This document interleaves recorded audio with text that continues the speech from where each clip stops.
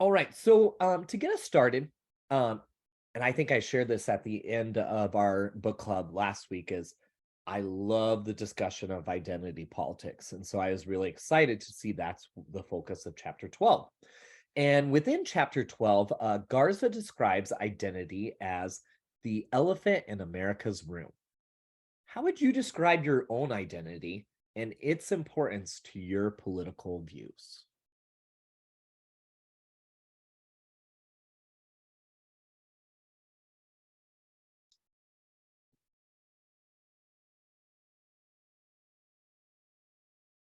Go ahead and raise your hand and we'll get you going, or you can type a response in the chat.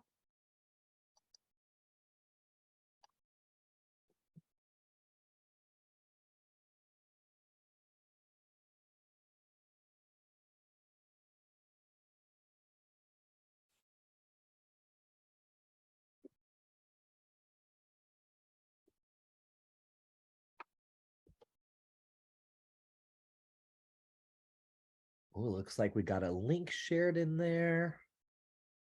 We'll definitely check that out and include it in the follow-up. And I'll just briefly get us started. And so for me personally, one identity that I have is, well, one, I'm a gay white cis male. That's a lot of identities actually. But that definitely that definitely impacts me. And but what was really interesting is that journey I was on, and accepting my true identity as a gay man took a long time, and it's still a journey. But then how that correlated to my political journey was very interesting as well. And I finally realized after about 10 years as accepting my identity as a gay man that, oof, there's one party that truly loves me and there's one party that truly doesn't. But it took a while for me to truly accept that and recognize that.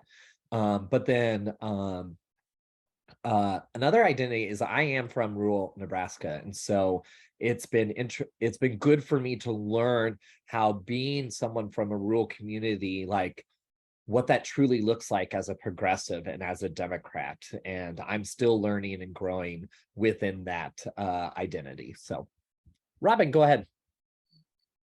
I'm glad you mentioned identity around region. I am originally from Baltimore, Maryland, but I now live in Durham, North Carolina. And it's interesting to think about the ways that uh, people who live in the South versus people who live in, the Mid-Atlantic and different regions identify differently. But primarily for me, especially around the part about the importance of my identity to my political views, I am a Black woman, and the way that I am allowed to move through spaces in this country is affected by those two identities. I am also part of the LGBTQIA community as a bisexual person, but those first two identities, being Black and being uh, a woman, being female identified, are things that as soon as you open your eyes, as soon as you lay eyes on me, you have an understanding of that is who I am. And regardless of how I internalize those identities based on how the person standing across from me internalizes those identities is going to impact so many things about the way my life is, my daily interactions happen. So that's me. Thank you, Robin, for sharing. Clarissa, go ahead. Hello. Um, well, the way that I'm understanding this, if it's correct, is okay. So I'm born and raised on the border of South Texas in the Rio Grande Valley, and my name is Clarissa Ramirez. Is how my parents address me and my family addresses me. Now, just because I'm like of a brown skin color, and because of my name, um, everyone around here or in other regions too expect me to know Spanish, but out of all my family, unfortunately, I have trouble having a conversation in Spanish. And so I've had even people like in my area say that I'm a disgrace because I have this name and I can't speak Spanish. And then I have other races that I come to. I have friends of, they just assume that I know how to speak Spanish. And then I bring this point up too because how it got me, I mean, not just the only reason into the politics side of everything, um, but to me, there's some kind of similarity. For instance, like with Beto O'Rourke, everyone's like, well, why do they call him Beto? He's a white guy. His name is Robert Francis O'Rourke.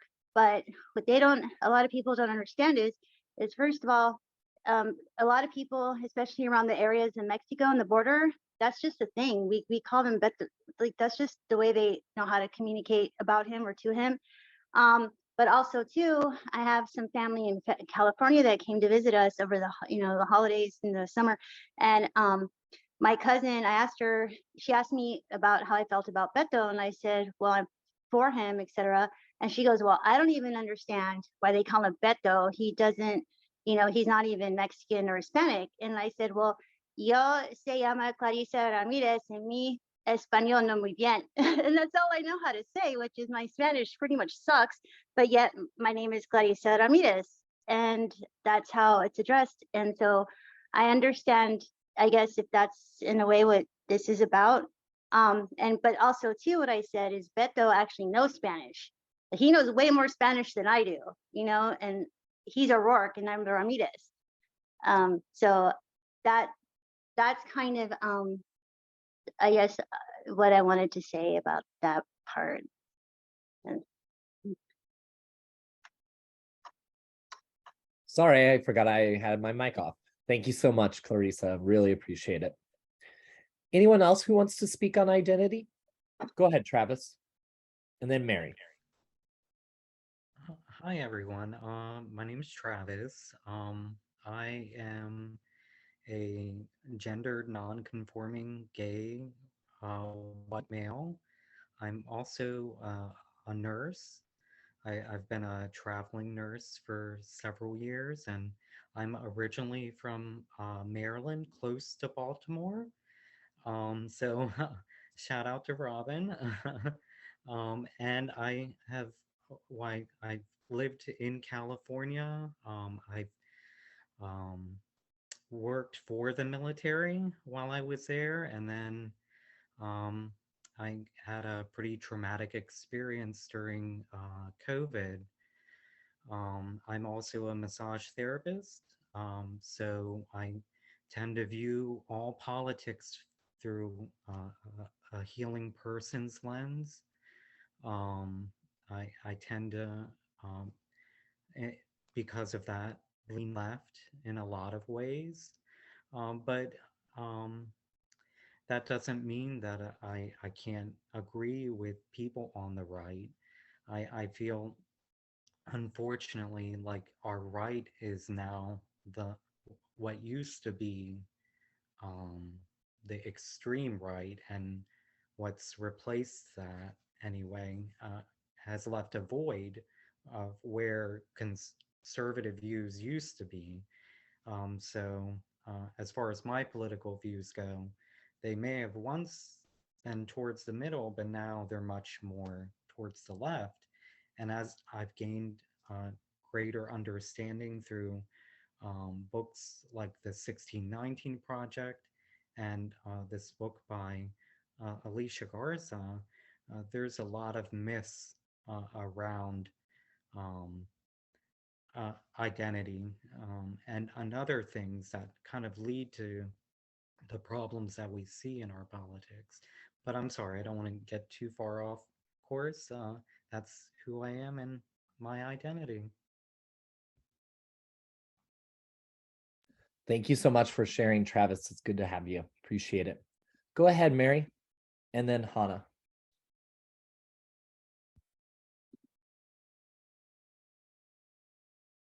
Your mic's still turned off. There you go. Okay. I'm Mexican identity, my primary identity, and I was born and raised in childhood in Mexico, and grew up in Echo Park. And I don't use the term Latinx only because there's a lot of intricacies and subtleties in Latino identities, Central American, Latin American, and Mexican, and a lot of clashes resulting from too strong of an identity at times. And sometimes we do miss the boat when it comes to the issues that confront all of our communities, and not only the ranking the last in the economic scale, but human rights violations, hunting clubs in the borders, killing people in the deserts, taking their water away as they cross and making it illegal, incarceration, separation of families. Those kind of issues are part of my everyday interaction. I'm a healthcare worker. That's another big part of my identity. And of course, being female in the profession when I trained was always a big confrontation. But later on, more and more women gravitated to the healthcare profession. And, it wasn't such a lonely experience. And it became more fruitful because I felt that there was growth and change in numbers, and also through mutual education, learning from others, as well as participating in some kind of growth experience through education. And I grew up multilingual, French, Spanish, and English. And I think language is fantastic to break down barriers and communicate. And I think there's a lot of hangups about learning Spanish because we used to be labeled mentally retarded and placed in mentally retarded classrooms if you spoke Spanish. So I think over the generations, there's that trauma. And I just think that, there's other cultural aspects that make our identity, not just language. Plus we carry a great beat. No, appreciate that very much. I thank you everyone for being willing to share their truth and who they are. Go ahead, Hannah. Okay, so I have my prominent identity, which is African American, although when people look at me, they always say, you must be mixed with something, which always amazes me when people say that to me. But my father was born on a reservation. My grandmother was born into slavery. I am an Orthodox Jew. So I'm a veteran. I was a pediatric clinical supervisor. When I retired, that was the last position that I held, but I'm also an accountant. When I was in the military, I worked in classified document control. I was a cryptologist. So I'm a Vietnam era vet. So my political identities it's an amalgamation, I guess, of a lot of things. But basically, I am most politically, I'm an advocate for human rights, because in all of my heritage, all of the people who made me suffered some traumatic assault on their human rights. For my father being on a reservation and then being kicked off. He was a freedman, and he was kicked off, and he was fortunate because he was at least allowed to keep his tribal identity, and most freedmen were not. From the Jewish part of me, of course, we celebrate the Holocaust. We just finished our high holidays. The Black part of me, I'm not even going to go into that 427-year horror that is stepping backwards to go back to where we started from. So I'm politically active, but I look at what's going on and what's right and what's not right. So that's what motivates me rather than just party politics, even though I identify as a Democrat. Thank you so much, Hannah. Well, I appreciate everyone sharing there, and really, I love it when people are willing to just share who you are and your truth, and because I think there's power in that. So thank you all for being willing to do that. Let's head to question number 2. And Robin, would you like to lead that off? And I'll post Sure. it in the chat. Okay. All righty. So getting into this question, I just want to put a reminder out there for everyone to just be thoughtful about how we talk about this, especially around identities. I love the fact that this group is so diverse. Anyway, getting to the question, when you think about your own identity, do you have examples of people with a similar identity that have positions of power? Was their identity part of them achieving that power? Or did they achieve that power despite having an identity that might be different from the mainstream? Any thoughts on this one?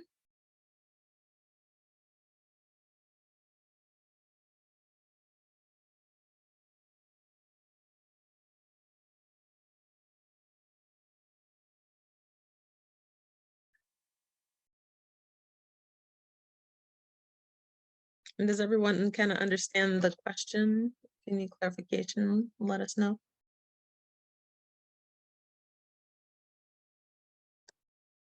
Well, Robin, right away for that first part, when do you think about your identity? Do you have examples of people with a similar identity that have positions? And I recognize you and I are part of a beautiful community, but there is, because of my other identity as a white male, that was power I just automatically had because of that part of my identity, regardless of the shared identity we have. Thank you for sharing that. So Kara, I see your hand up, so I'm going to ask you to unmute. Obviously I'm white, so always had all the power, but I just wanted to, when Biden picked Harris to be his vice president, I went out and bought myself flowers, and it was still the middle of the pandemic. So it was just me and my husband and my son. But I bought tequila and beer, and I was like, we're celebrating, we're having a party, we're gonna have our first woman vice president. And my son was like, oh, he's like, I was like, you don't understand. He's like, no, I don't understand. I literally have no idea what it's like to have never been in a position, or to never have seen somebody who doesn't look like me in a position of power. So he was like, he's like, that's just not, it's not anything that I can even fathom. He's like, I recognize that this is very exciting and very hopeful, but I can't understand it and be as excited about it as you are. Thank you for sharing that, Kara. Jamel, I'm going to ask you to unmute, and then we'll go to Peg. Can you hear me? Yep, we can hear you. All right. So I'm sorry, I'm having bad connections. I actually worked on this question, so I apologize if it's a tough one or if it's confusing. I think that it's too often people might think of the identity being the only thing about somebody. And I actually think that I've seen people who, yeah, they definitely have their identity. It's definitely part of them, but what they achieve to get power, I think is, I actually think it's if they're not part of the mainstream, I actually think it's something else that is giving them the power necessarily than their identity. And if you are part of the mainstream, you don't necessarily realize how much being part of that mainstream actually is contributing to it. So I'll talk a little bit about my dad just really quickly. You know, he is an immigrant, came to this country as a student, really had to struggle, but you know, he was smart and everything, and he did well, and he actually did well in business in the corporate world. But at some point, they basically told him, "You're not going to get any further in the corporate world." Yeah, his name was Ahmed El Hindi. He was, you know, dark. He was Arab. He was, I mean, basically he was in a corporation that was not. They said that they might pay him more than anybody else because he was incredibly valuable, but he wasn't going to rise any further in the company just because he was not what they viewed as being somebody who could do that. So he left the company, started his own company, and continued to succeed. And eventually, the company that he came from failed, in part because they didn't have him anymore.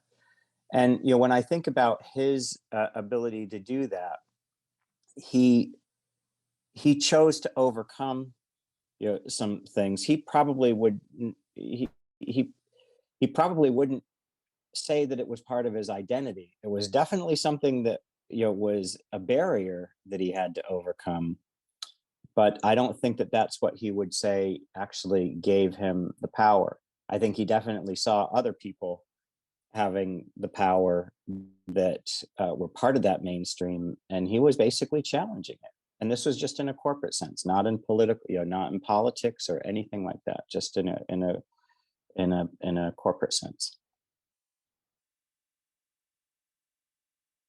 Thank you so much, Jamel, for sharing your story. Sounds tough what your dad had to go through. He did okay though. He's you know, he's always says he's been very fortunate, very, you know, lucky, and he did have people who supported him, but in that particular instance, because he was different, he and not part of the mainstream, he did not have the power in the company, so he created his own company, and then he had the power within that company. Yeah, that's awesome. Thank you for sharing. So Peg, I'm gonna ask you to unmute. Thank you, Robin. I just wanted to say, as Kara had mentioned about Vice President Harris, when her nomination came in and everybody was at least the Democratic side, most people were very excited, as women, very excited also to have one of our own gender. But I think one thing that definitely came across throughout her campaign was the fact that she didn't want to be looked at as, well, now it's time to get this woman in. And it was just a matter of, she was a person just like any of us in this space are a person, or anybody else is a person, and she was looking for her chance, and she was looking, you know, she was going to support the president, and that was what she felt was the role of the vice president, as well as to forge her own way forward in that office. And it was never really about Vice President Harris just as a woman, but really as an opportunity that, yes, she is a woman, and now she is a role model, so that in future generations, people will be able to look at her and say, well, she was a pioneering woman, and the first one, just like President Obama, he was a pioneering man, and the first one African-American in the office of president in the United States. And I really hope at some point that this country moves to a place where we do not see each other as an identity first, as a woman, as a religion, as a race, as an age, but that we can see that we are stronger when we are united because of our differences, and not when our differences be the defining points of who we are as individuals. So thank you, Robin. Thank you, Wes, for letting me on mute. Thank you so much for sharing, Peg. And actually, what I wanted to say, actually, I think ties in well with what you were saying, and you actually made me think of some other things around that, specifically regarding being a role model. Last week, we talked a lot about Hillary Clinton and the pushback that she got specifically from the Black community. And as a Black woman, I listened to and took very seriously a lot of the criticisms that Hillary Clinton got from the Black community, but also as a progressive voter and as a woman voter, I understood, given the choices that we had at the time, what decision I wanted to make in the voting booth. Also, I think the other important perspective regarding this question is, I think there are two things that we have to consider when we're thinking about identity and whether or not a person holds qualifications. So qualified individuals should be qualified. End of story. I do believe that Hillary Clinton was qualified for the role of president, and I do believe that Kamala Harris is qualified for the role as vice president. Next step, I also believe that their identities as women give them a perspective in governing a country where half of its citizens are women, and women is an identity that is marginalized in this country. So because they are applying for roles where they are governing citizens, they need to understand and have perspective that ties into how our history and our politics play against that specific role. And they need to be ready and they need to be informed to bring both personal experiences and experiences from other constituents about how those identities impact people's real everyday lives, because the job of governing is to ensure a quality of life for its citizens. So if you don't understand that perspective, then how are you going to be effective at governing? And that's not to say that someone who does not identify as a woman can't effectively do that. But historically, the way that we look at how politics and policies have been enacted in our country, that unfortunately has not been the case. So that's why I believe that their identities were important parts in playing what they could have brought to the role. And also regarding what you were saying about role models and just kind of the symbolism around that. During Trump's presidency, we had the 100th anniversary of the 19th Amendment. And even though I do have my own personal problems with the 19th Amendment and how the suffrage movement played out, especially how Black women were cornered out of that movement. And again, I do have my own issues with Hillary Clinton. As a woman and as a person who is cognizant of how future generations of women will be inspired by what they see play out in our political realm, I just kind of lament the lost opportunity of having a woman, our first woman president in this country, be able to lead us through celebrations of the 100th anniversary of women in this country having the right to vote, especially the fact that the president that we did have at the time kind of took us backwards away from, a lot of hard-earned rights of women and other marginalized people. And I apologize, I talked too much. So I'll move on. You do not talk too much. You are fine. Thank you. Travis, you had your hand up earlier. Did you want to share anything?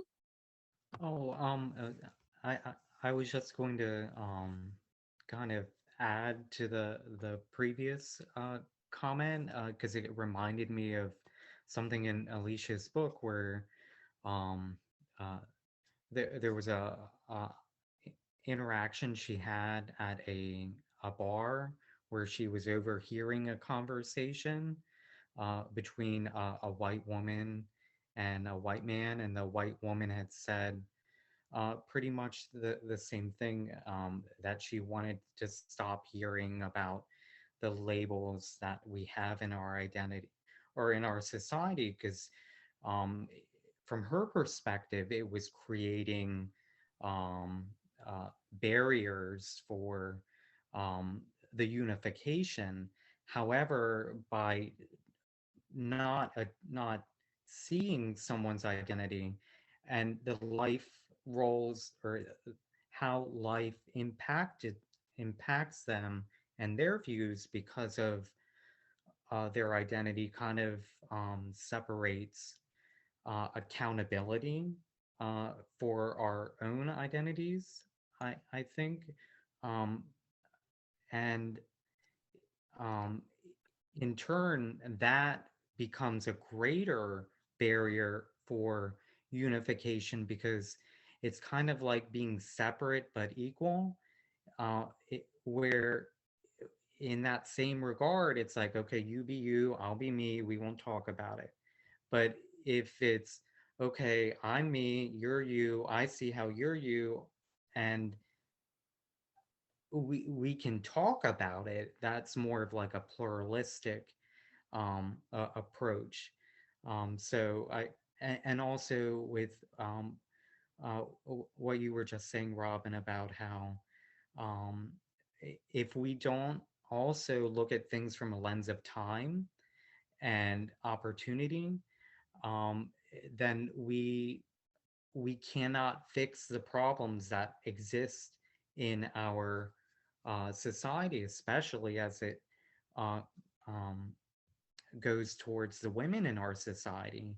And I know this is a later talking point, but I think that a lot of the attention that's being put on how women's autonomy is being taken away because of Roe versus Wade, I'm hopeful is going to push the conscious awareness of how women have, especially Black women, have had to carry the brunt of the growth of our society, literally caring for people that were not part of their families in certain instances, like mentioned in the book. So it kind of goes to both what you were, Robin, were saying. I think it was Peg, um, that in order for us to, I think, um, be able to come to common grounds with each other, we have to understand our identities and the identities that other people have and how that impacted their lives and their opportunities. Like Jamal was saying about his father. I'm sorry, I don't want to talk too much. I'll just mention this. My father was a gay man, and he was one or the youngest of 12 in a family of farmers in a rural area in Western Maryland.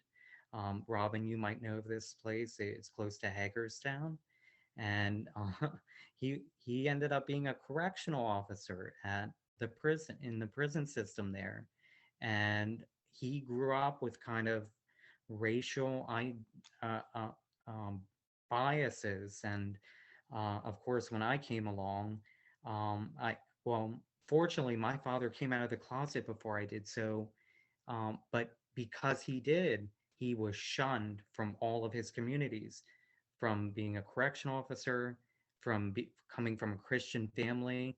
He was completely isolated after he came out of the closet. I didn't have to go through that because my father went through that experience. So that's what I'm saying is the opportunity of time, because progress was made on our foreparents' backs. There's a different dimension for time, but in order for progress to happen, I think there just has to be an acknowledgement of other people's identities, not as a barrier, but as a means to understand each other for pluralism. And I'm sorry, I'll mute myself now. No worries. I enjoyed listening to your story and your perspective. So thank you for sharing.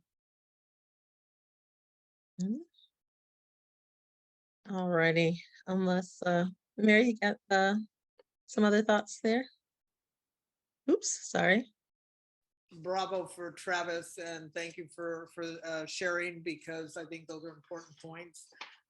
Just one, as far as identity, I think it's important. I said, you know, the Republicans make fun of Democrats for making up all these identities that they say are just made up things, and really it's not. It's bringing attention to different aspects of a human that assume different identities but function as an integrated whole.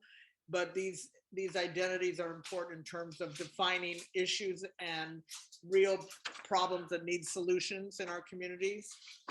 And just to answer the fact that identity is crucial. And the first of this, the first African-American, the first Latino senator, Alex Padilla, the first supervisor, Gloria Molina, the first Supreme Court Justice Sotomayor. I mean, these are all important first, and it's important to recognize the first, not because of just their identity, the fact that you can reach this high level of functioning, this talent, these educated people can march on their own with or without identity, their respective identities, but the fact that they have the talent and the education to be superior members of society and the power structure. And it's important to see somebody that looks like you, that identifies with you in these positions of power, because it empowers us. I learned something. Thank you, Mary. And Kara, I'm going to ask you to unmute. Yes, like Mary said, the Republicans are always making fun of our identity politics and everything, but they have always been about identity politics. Their politics are for white, male, Christian men. And just because they don't ever say we're for white, male, Christian men doesn't mean that every single one of their policies and everything that they do in their whole ideology is not about promoting white, male, Christian men. So white, male, Christian men, also an identity. Yep. Great. Thank you. Yeah, and I love how Garza, and I put it in the chat, but I just love earlier in that, it's on page 191 if you have the physical book, but essentially says white people created identity. White people created the idea of race. You know, they created genitalia or class status, that was all created by white. And so whiteness is the first identity and essentially they did it to keep power. And so I just really love that piece, and I feel like that's why we have to tell our stories.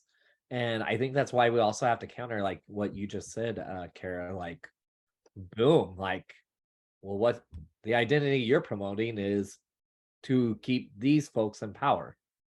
So I love that. So hopefully you guys are okay if I share something. Just a really quick thing that I wrote a few years ago in response to someone asking about why, the question specifically was like, why is being white a bad thing? And why can Black people be proud to be Black, but white people can't have pride in being white? And it kind of also ties into, like Travis was saying, the conversation that Garza overheard about the blonde in the bar. but what I wrote was, race was constructed. There's nothing wrong with being white. A select group of men created whiteness and defined it as the root of power and dominance. They also defined its antithesis as blackness and labeled those peoples as inferior and ones to be subjugated. So operating within the parameters of the power structure created along with the founding of this country, those of us defined as Black have chosen to embrace the identifier, Blackness, but not the definition, inferior.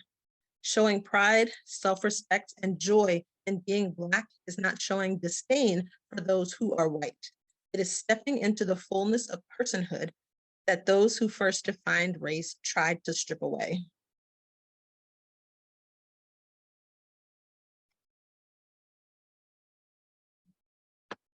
So with that, thank you for I letting hope- me share that. I hope you have that in a document, or you'll have to put that in the follow-up guide. If Yeah, you- I wrote it down because I was trying to, when the question was asked and the environment that I was asked it in, it was, because this is another thing that I think that people don't consider when they talk about identity, especially I think like Kara made the point about how white people can especially be very flippant about other people's identities and how they connect to their identities. I do have it written down, and part of the reason that I had it written down was because I had to take a minute and step back and really kind of center myself in my thoughts and extract my feelings. Because a lot of times conversations around identity are said in ways that are flippant and are demeaning to those of us who do not share the dominant identity in this country, those of us who are not white, those of us who are not male, those of us who are not Christian. The way our identities are sometimes spoken about, and also those of us who are not heterosexual. The way our identities are spoken about are often in ways that are demeaning to us. And so that's going to cause an emotional response. And so I often find myself having to take the time to separate out that emotional response that I get from being subjected to that degrading way that my identity is talked about. I'm sorry, I'm talking so much, you guys. Mary, you have your hand up, so I'm gonna ask you to unmute. Okay, no, that just kind of falls along the line of what you were saying, as a certain antipathy and almost a challenge to using our different respective identities, because we don't identify with what's no longer the mainstream. They feel threatened, and so the threat has translated into some people like Marjorie Taylor Greene wanting to start a white caucus in Congress, like the Hispanic caucus and the Black caucus. And what's that all about? It's not needed because, who controls the power? And so it's kind of your an example of what you're talking about, being flippant and attack. It's not about attacking us. It's about understanding and linking to us to put this country in forward motion. And bring out those progressive values, and bring out, there should be a mutual respect, and projecting this idea as an answer to identity politics, I think is almost insulting, but we can handle it. Yep, we've had to learn how to handle it. Yep, and those different strategies that we have to take in order to be able to handle it and to still look at someone with a proud face and a strong face, regardless of what's thrown at us. You're exactly right, Mary. Thank you for sharing. And Hannah, I'm going to ask you to unmute. I think that one of the things, okay, like I consider this book club to be a safe space when it comes to expressing how I feel about my identity as a Black person. But this whole thing of race and how we are seeing. I've been sitting through this whole discussion, like my husband was in here a little while ago and he was kicking me like, and you better not say anything. Because I'm afraid to say what I feel, because if I really tell the truth, I will come across as an angry Black woman. And I'm not really angry. I'm someone who's reacting to what I've been subjected to by white people in America. And it bothers me because whenever you make comments and people will say, well, not all white people are like that. I'm not like that. But no one qualifies those statements when they're talking about Black people. They don't say poor Black people. They'll say, well, there are poor white people. But when they talk about us, all Black people are homogenous. We're just like one group. And we all had the same experience. Like we were all born in the ghetto, which I wasn't, nor were my kids. And so you deal with this every day, and you go to work and you have to code switch at work.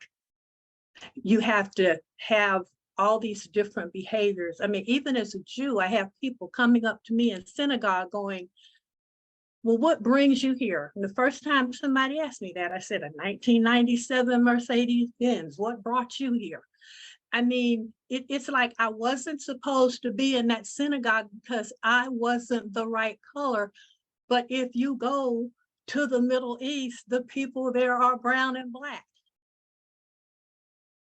And every day of your life, you are dealing with an identity. So you can't help but embrace that identity, because embracing who you are, as I think the point she was trying to make in the book, that's your survival tool. That's how you survive this world, by coming into your identity and being able to not hate the race that has inflicted so much pain. And that becomes a daily struggle. It becomes a daily struggle when people like Trump get in office. You know, people had a problem with Hillary. I didn't have a problem with Hillary's statement about predators, because the Black men she was talking about were preying on young Black children. So as far as I was concerned, they were predators. And I have no problem with people being called out for what they are. It's when you lump all Black men into that category and call them predators that I have a problem. But if that's what they were doing, that's predatory behavior, and they should be defined that way. So I'm gonna have to stop, but it's just, it's so hard to deal with all of this stuff every day. Every single day. And right now, I spent this whole day on the phone working the photo protection hotline here in Georgia. And I'm looking at power outages and I'm looking at all this stuff. And I know it's concentrated in my community. And the goal is to disrupt the vote of Black people. And so it's, you get into this and you get very, very angry. You get very angry. So I don't think white people can understand that. Like Jamal's father, I mean, I love that story. But you know, when my father went to try to get a loan at the bank to start his business, they didn't want to give him a loan and nobody wanted to rent him space. So you can't, there are things that you can, that other people can do that our parents and grandparents and great-grandparents couldn't do, because we were Black people who were not even considered human. So they wouldn't hire us. So we couldn't be in the company to not get a promotion because we couldn't get the job in the first place. No one will hire us. So for Black people, it's very different, because constitutionally, we did not exist. And Dred Scott was proof of that. So we had no redress because legally people could discriminate against us and nothing could be done to them. And that is what makes us different from immigrants and other people who come to this country and gain power. Yeah. Thank you so much for sharing, Hannah. That's Okay. really powerful words and important story. Jamil, I'm gonna ask you to unmute. Okay, I was just trying to type in. I'll just say this. That's right, Hannah. My dad was an other, which I often feel like I'm an other, but he was not. He was not considered inferior. I mean, he was actually considered almost. I mean, they definitely recognized everything that he was doing for the company, but they just made the decision that he wasn't going to be included within the power. And that's completely different from situations that I do think Black Americans face in terms of it's not just other, but this whole notion. And I think Robin, you use the word inferior. Being identified as other and as inferior, and the goal is to say it's okay to be other, but but not. You shouldn't be defined as inferior. So, I just I was going to say, one thing in response to some of the comments where people were talking about the flippancy with which people may sometimes discuss the identity politics. I do think that it's not just, sometimes it's flippant in the sense of rejecting the ideas wholly, or actually in their responses they're kind of confirming the fact that they identify people themselves differently, and the fact that somebody might begin to talk about it as a threat. I do think that there is a portion of the populace where they're not necessarily being flippant, they just don't understand.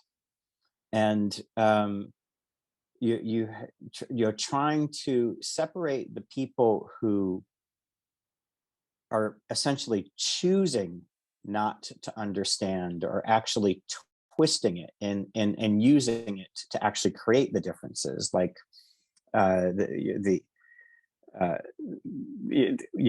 we've talked about, the reactionary groups that use differences to stay in power. I think that's different from some people who maybe genuinely they actually do say, well, I know of people who don't see those differences, and they struggle with it sometimes. And I was in a conversation today, very similar to the one that was described in the book, with respect to overhearing the lady in the bar. It was in a conversation like that today, and I was basically just trying to say, well, you do have to understand that not everybody has been in the same boat, and there are differences, and we do need to recognize them. And this is somebody who I actually think I don't think that this person is that different from a lot of people who I talk to, but I do think that there is an opportunity to talk to them, rather than me just think that he's being flippant and shutting it out. So I like to make distinctions, when I hear some of those things. Well, what's behind it? Is what's behind it truly confusion and not understanding, or is there something more malicious behind it? And there's no, it's not necessarily you excuse confusion. It's sort of like you just try to deal with it, and educate. That's what I think. So I understand your point. For me personally, and this is not to like pat myself on the back or anything, but I feel that I've existed in intersectional and interracial spaces enough that I can generally tell the difference between someone who doesn't understand and someone who does not want to understand. There is a difference. Sometimes that difference is not clear. And I feel like those of us who work in interracial spaces have, especially those of us who are of marginalized racial identities, have developed a toolkit of how to interact with people of the majority identity and kind of glean out and tell the difference between whether or not you have genuine interest in understanding versus you want to kind of hold on to a misunderstanding to excuse yourself from any kind of accountability for your actions. That's something that a work that a lot of us have done. And I get kind of passionate around that because a lot of people do try to use that as a shield and try to kind of feign ignorance around specific issues. And for those of us that are doing work in interracial spaces, it's a lot of extra work to try to glean that out. And it's a lot of extra emotional work to interact with and deal with someone who you don't know whether or not they have, your best interests at heart. You don't know whether or not they even care about you as a person.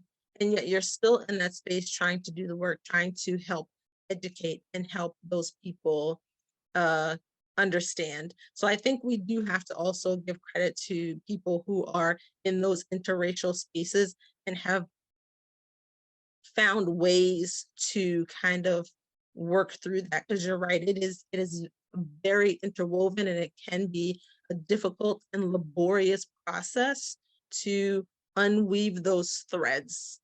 But I think that that's another thing in the toolkit of people doing interracial work, and we do have, some of us do have the ability to do that. Some of us are learning how to do that, but we can't always give people a pass because we don't want to assume malintent. And also people who are on the other side of that need to start to understand how to engage people when they have a genuine interest and want to learn and understand, because there's a person on the other side of those questions that you're talking to. There's a person with real feelings, real hopes and dreams that you're addressing those questions to. And if you have caused harm and they've let you know that, you have a responsibility to learn how to interact with them in ways that minimize that harm. And just because you don't know doesn't give you a right and an excuse to continue causing harm to them by the way that you choose to interact with them. Sorry to be forceful. But I'm going to turn it over to Wes to lead us to the next question. First off, you're not being forceful. Don't say that, because you're buying into the other side's narrative. So don't say that. You're speaking your truth. So you're welcome. And actually, so we've been communicating in the private DM world of this has been a phenomenal discussion. And first off, I thank everyone for feeling taking that willingness to share, because this can be difficult. And Garza even mentions it. And I think a big reason why it's difficult is because we have heard from the other side what identity politics is.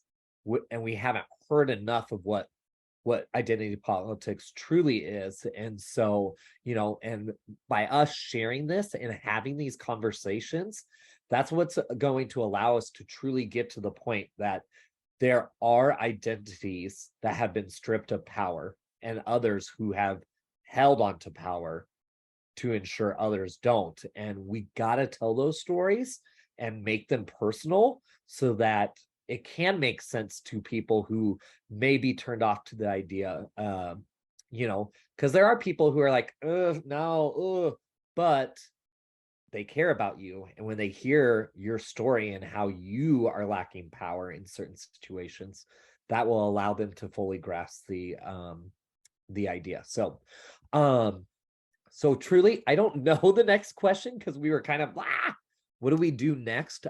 So I'm gonna just pick one that I think, and I do like number 5, and I feel like we can have a good discussion on this and then move on to another question. So do you consider yourself more as a supporter of ideas, or more as a member of an organization that has a plan for creating change based on those ideas? And if you would like to go deeper, what are some barriers to people wanting to be part of an organized base? And conversely, what are some things that propel people to include themselves in an organized base? And thank you, Rosanna. I think Rosanna left, but so good to have you here.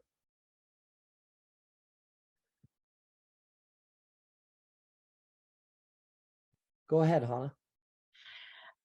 I like both things. I'm a part of a lot of groups, but I also consider myself a supporter of ideas, which is why I guess I'm a part of so many different groups.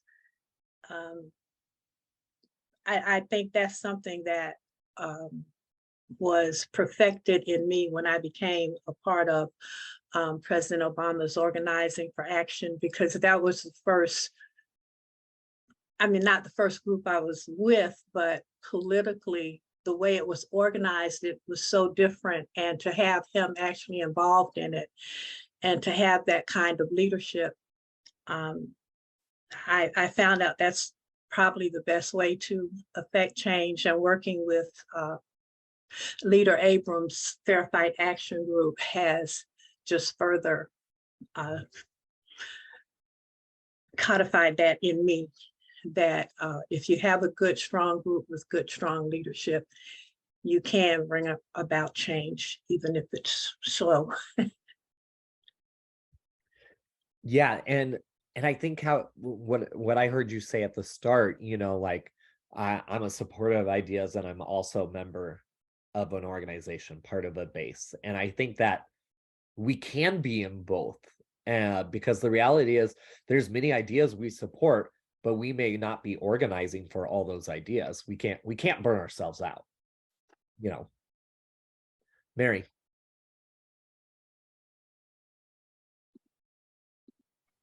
Oh, I'm a supporter of ideas, but I also believe in organization through education and politicizing through education. And in order to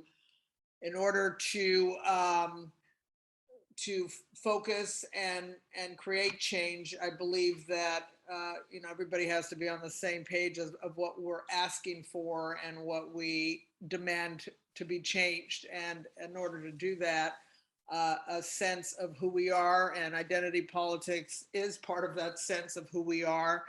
And we don't have to be all the same, but like the Republicans, it's like they all chime in, echo chamber. We don't have to be. I think the beauty behind the Democrats are the fact that there's the diversity, the strength in confirming identity and being proud of that identity and sharing the identity openly without any shame or sham. And so we need to receive education and use what's useful for us to empower other people and in turn create that change. And I'm not just talking about social media, but small groups lead to bigger groups, lead to bigger groups, lead to change eventually through momentum. Thank you, Mary. And Shannon, I like concept of changing what people perceive as normal and desirable. This is a good one for our next question that I believe Robin's going to lead us into. So love that, Shannon, because that's a great segue into that question. But Travis, go ahead. I was just going to say a lot of the well, the ideas that I've been hearing, as far as like, well, first of all, I feel like I'm definitely one for ideas and organization, but like you said, as far as not channeling in too many directions is always good. And to Mary's point, and to what we were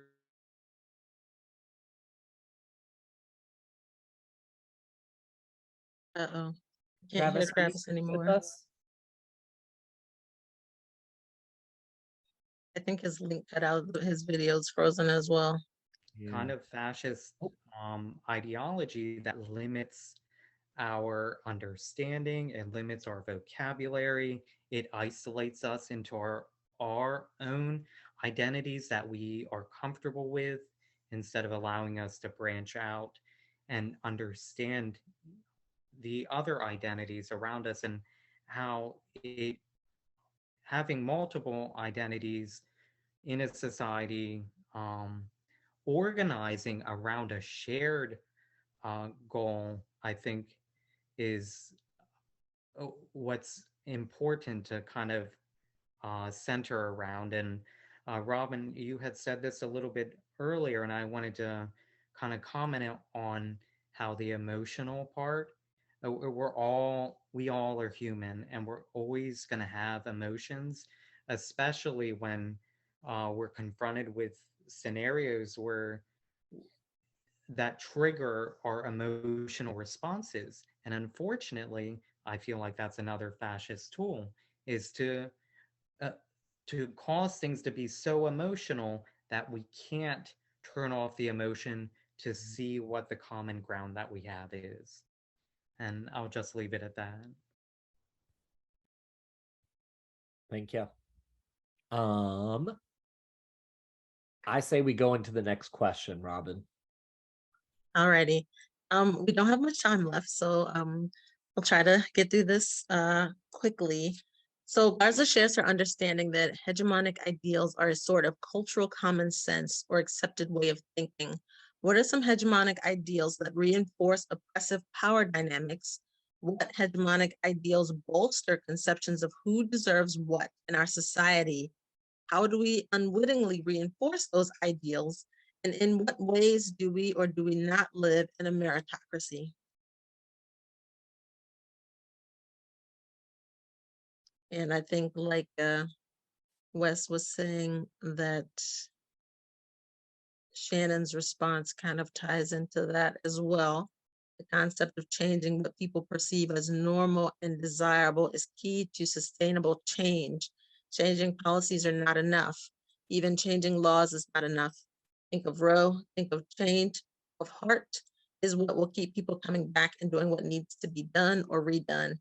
And I'm so glad that you said that too, Shannon, because we were talking last week, and Wes, Jamel, and I were talking after book club about the question around empathy versus policy and how, like with the civil rights movement in particular, we had policy change, but there wasn't a lasting change in empathy. And there wasn't, like you said, a lasting change in the concept of what is perceived as normal. So now fast forward 60 years, and a lot of those policies were then undone. And that's exactly what's happening with Roe. We haven't changed the concept of what is normal around reproductive rights. So those policies that were enacted with Roe are now being undone. Robin, do you see JS Mitch's comment in the chat? It's a good one. Let me scroll down here. Here we go. One of the most damaging hegemonic, oops, it scrolled up on me. One of the most damaging hegemonic ideas in the US is the bootstraps idea that hard work equals success and therefore lack of success equals laziness and lack of merit. Yes, very much so.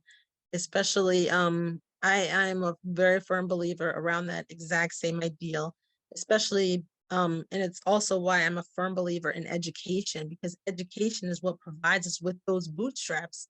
And the fact that we are very siloed in how we choose who can and cannot have a quality education is one of the ways that we kind of persist these ideals that people are just lazy when we're actually not equipping them with the tools that they need to be successful.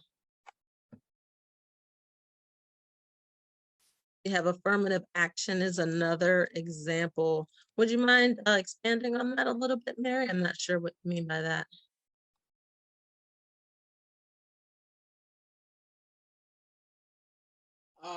Affirmative action that you get in through the back door, or you have to have a policy to get you in and you don't deserve to be in a certain college, when in fact we were in our face, all these rich people that got their kids in with money. Money buys a politician power. That politician spent 10 million, 20 million in ads, and all of a sudden surges in the poll. I mean, we see it every minute of the day. Even the concept of democracy is part of the hegemonic control and the regional control that was used under Reagan in Central America, and encroaching on Guatemala, El Salvador, and Honduras, Nicaragua. And the fact of the matter is we really do not have a democracy. Money matters. Money gets you places. It buys you an education in a elite college, and then from there you get an elite job. And our system is a failure to communities of color in terms of inferior education and uncertified teachers, double the amount of kids in a classroom, sharing textbooks in LA City schools. I mean, that's like unacceptable, just unbelievable. Or monitoring what you read and pulling books because you don't want to talk about slavery, pulling that from your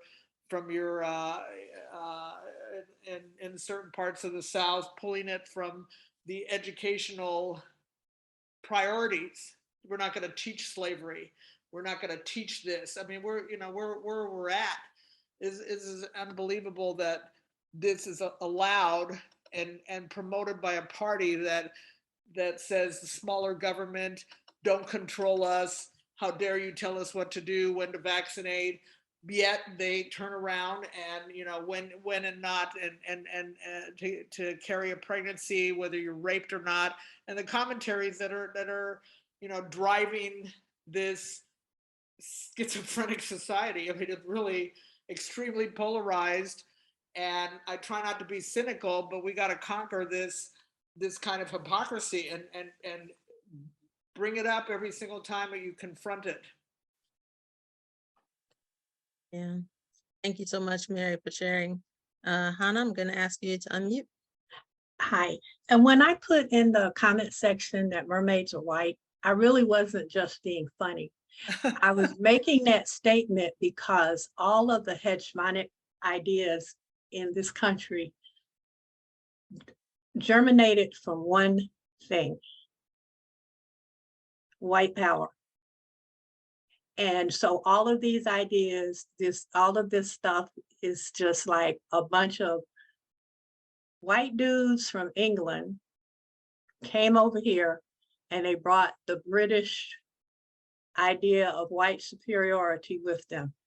The British went across the world. The sun will never set on the British Empire. And they conquered and they enslaved and they colonized and they did all of that. And then they sent a bunch of their folk over here to colonize the New World. And I think that whole drama was played out by the royal family in front of the whole world with the Queen's funeral and the nonsense with Meghan and Harry. And I was just sitting there thinking, and this is what it's all about. Meghan, baby, you're never going to win with these people because you're not the right color. This is ingrained. It is ingrained. As my grandmother used to say, it's in the soil. It has soaked into the soil. And all we can do, you know what they used to say about Michael Jordan? You're never gonna stop him. You just have to learn how to contain it. And I'm convinced almost that we're in containment mode. because these ideas are so ingrained in our country, that I don't know that we can ever defeat it. It's like there would have to be an absolute purge to get rid of that mindset. So yeah, I don't know.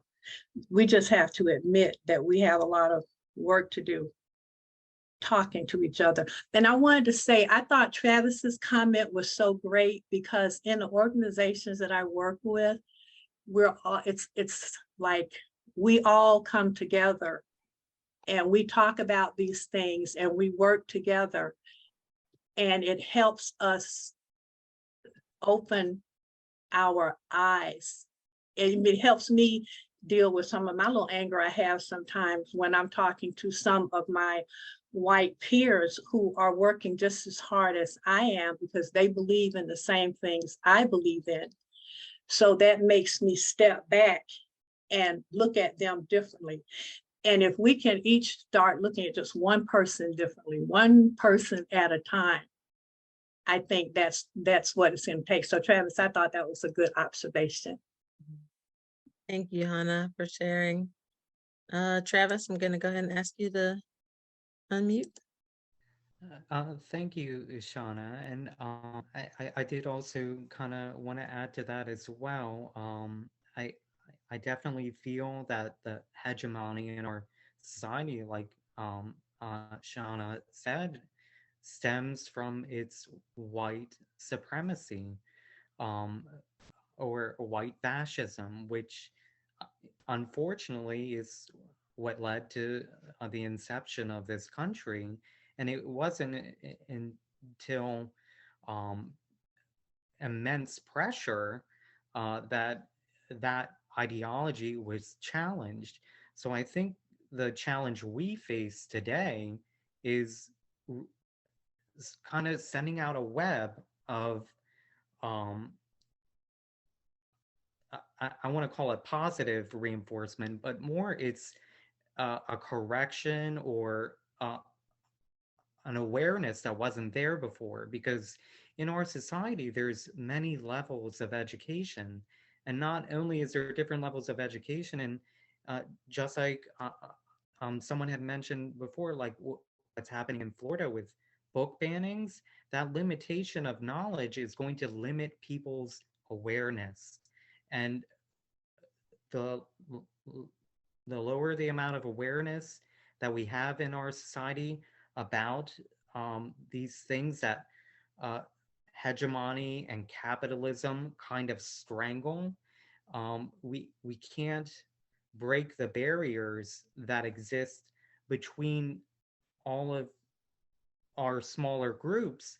But when it really boils down to it, it really is a minority trying to rule the majority. Because I think that's one thing that the GOP uses as a scare tactic, that colored people are outnumbering white people. It's all about fear. The idea is to use fear to control people on both sides. On the one side, the people that are believed to be in the power in the hegemony power struggle, they're led to believe that the other is inferior and they're superior, and that if they lose their superiority, those that are inferior are going to put them into inferior roles. And again, in my opinion, it's fear that governs all of these maladaptive behaviors, and it's acceptance and understanding and deep thought that helps us to bridge the gaps between us. And I'll just leave it at that. Thank you for sharing, Travis. So Wes, I'm gonna turn it over to you. It's 9:30. I'm gonna turn it over so you can wrap us up.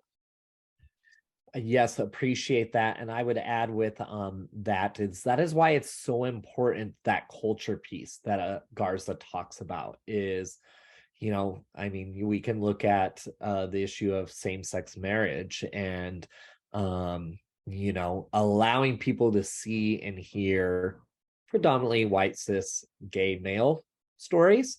But you know, when we do that, you know, that's why culture is so big, because it can truly help change hearts and then change policy. So, but also education too. So, thank you everyone for tonight's discussion. Very insightful. Really enjoyed that. And so next week is our last week. And so we will be reading chapter 16 through the epilogue. And so really hope to see you there, and feel free to invite your network to join us. And I believe